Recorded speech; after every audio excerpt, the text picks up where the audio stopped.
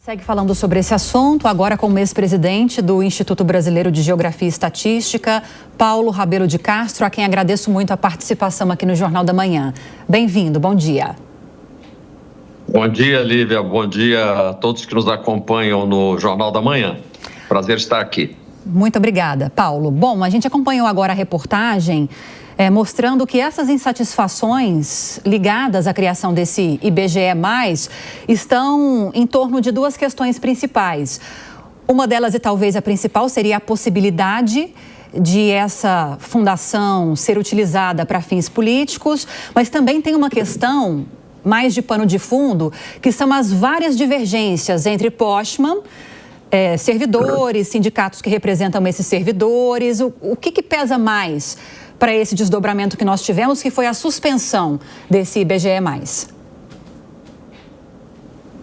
Lívia, o que pesou mais foi a atuação da mídia. Foi você, foram seus colegas, foram todos aqueles que resolveram se manifestar, dando opiniões. É o tipo da discussão, do debate, que não pode ser travado só intramuros. Ou seja, a decisão de criar um IBGE paralelo, em princípio, teria que decorrer de uma deliberação, se não do próprio legislativo, aí estamos falando do Congresso Nacional, pelo menos por um decreto presidencial com assistência do Ministério que supervisiona o IBGE, no caso, o Ministério do Planejamento.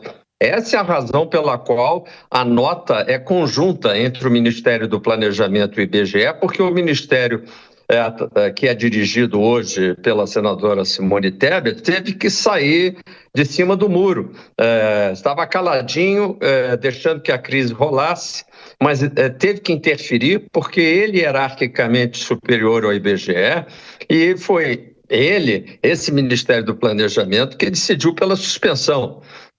E óbvio que a suspensão vem em boa hora, porque a decisão anterior é uma decisão descabida. Eu que passei por lá pelo IBGE, posso dizer que, em princípio, não há nada de equivocado com que determinadas instituições, sejam elas públicas, ministérios, agências de Estado ou instituições privadas que tenham interesse em fazer pesquisas mais aprofundadas com os dados do IBGE, que paguem pelos recursos que vão ser despendidos quando essas pesquisas não são feitas como eu e você fazemos, entrando no dispositivo estatístico do IBGE para fazer consultas rápidas.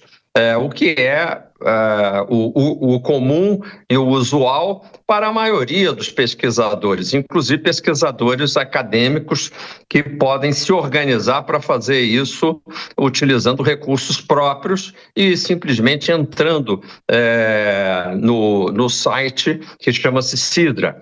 Agora, no caso de grandes pesquisas, é preciso que haja essa remuneração. Só que essa remuneração pode ser feita ao IBGE, tomando determinadas providências administrativas, como de fato ocorre hoje, quando você faz uma pesquisa especial sobre saúde, o Ministério da Saúde repassa verbas do Ministério da Saúde para o IBGE, do Ministério da Educação, quando são pesquisas educacionais, para o IBGE, e do Ministério da Justiça para o IBGE. Então, por que a dificuldade de fazer isso dentro do próprio IBGE? O que nós precisamos, e agora na reabertura dos trabalhos do Congresso, fica aí a sugestão, é de uma legislação que de fato estabeleça não só autonomia administrativa, mas autonomia operacional. Talvez com uma fonte dedicada de verbas para o IBGE, porque nós sabemos que o Brasil vai precisar hoje, como tem precisado no passado e precisará no futuro, de informações estatísticas e geográficas. Vai continuar precisando o resto da vida, por assim dizer. Então, é importante que haja alguma forma de vinculação, de modo que o IBGE não precise ficar com pires na mão cada vez que ele tem que se engajar em atividades que têm desembolso mais expressivo de recursos. Dou um exemplo, o censo demográfico, que exige desembolsos da ordem de 2, 3, 4 bilhões de reais. Desembolsos para um censo agropecuário, que, aliás, é citado na nota. O Ministério fala desse outro assunto, que, aliás, é muito importante para muitos que nos acompanham aqui nesse noticiário, o anúncio de que o Ministério vai botar a mão no bolso para fazer o censo agro. O último censo agro foi feito por nossa iniciativa lá em 2017, e já está atrasado, porque ele deveria ter ido de novo a campo, o IBGE, para levantar as pesquisas do setor produtivo e do meio ambiente já no ano passado. Como é que o senhor avalia que fica a relação com a ministra Simone Tebet a partir de agora? Porque parece muitas vezes que há uma conexão direta, até pelo fato de o presidente do IBGE ser uma figura partidária, longeva, que haveria alguma espécie de passagem direta pela autoridade da ministra. O senhor acha que esse assunto precisa ser melhor debatido entre o presidente, a ministra e o próprio presidente do IBGE para evitar mal-entendido, Paulo? Olha, Rafael, o governo é do PT. A gente às vezes fica pensando que a política não deveria existir. Muita gente considera, e até não sem razão, de que ela é um mal, embora um mal necessário. Mas os apontamentos políticos, as nomeações políticas, desde que seguindo um pressuposto e um rigor técnico, como é o caso, o Márcio Poch, meu colega que é graduado e pós-graduado no setor, é uma decisão do presidente da República com a concordância da ministra. Isso não tem nada de mais. O que está acontecendo agora e que a política rejeita é um estado de sublevação de todo um corpo técnico em relação a uma presidência. E isso também é político, no sentido de que toda vez que na área política uma determinada equipe dirigente ela não tem mais espaço para continuar dialogando com os seus servidores, o caminho é pedir o boné.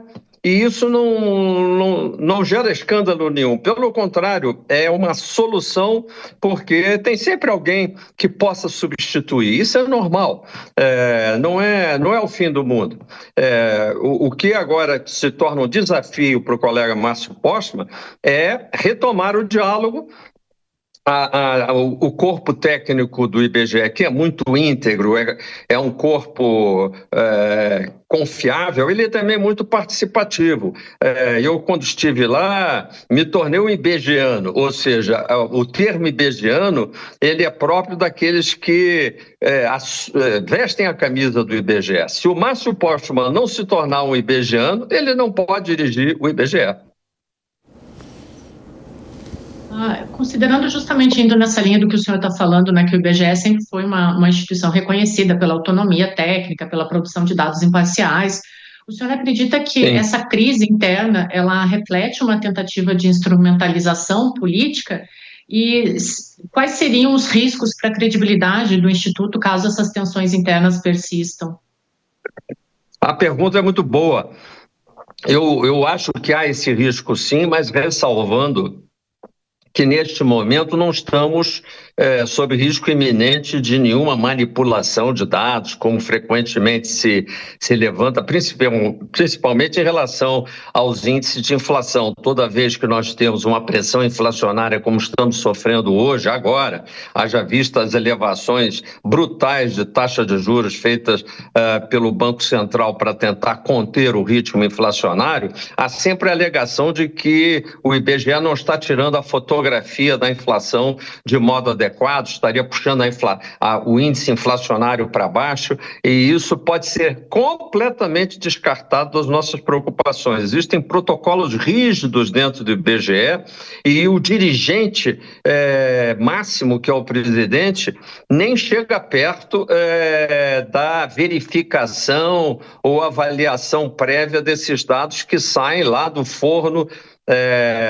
das informações que são passadas pelas empresas, processadas pelos computadores com o pessoal que é da área de pesquisas e informado às horas tantas com rigor absoluto, de forma que não há preocupação. A preocupação maior é com a imagem a médio prazo do IBGE, porque o IBGE ele tem um grande colaborador secreto, que chama-se o povo brasileiro, a população. É ela que atende ao IBGE respondendo aos questionários do IBGE. Sem o povo para fornecer as informações, não há IBGE. Porque o IBGE é que responde às pesquisas da PNAD sobre emprego, desemprego, renda, etc.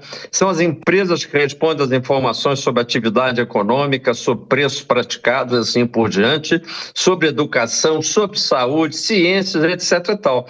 Se a população não responde porque acha que esse IBGE não está prestando para nada, esse IBGE é um saco de gatos, isso é tudo muito ruim. Nós precisamos recuperar a imagem de respeitabilidade e até de carinho pela instituição IBGE. Bom, nós falamos com o ex-presidente do Instituto Brasileiro de Geografia e Estatística, Paulo Rabelo de Castro, a quem agradeço muito a participação. Paulo, bem-vindo sempre, um ótimo dia a você. Muito obrigado e vamos em frente, com otimismo.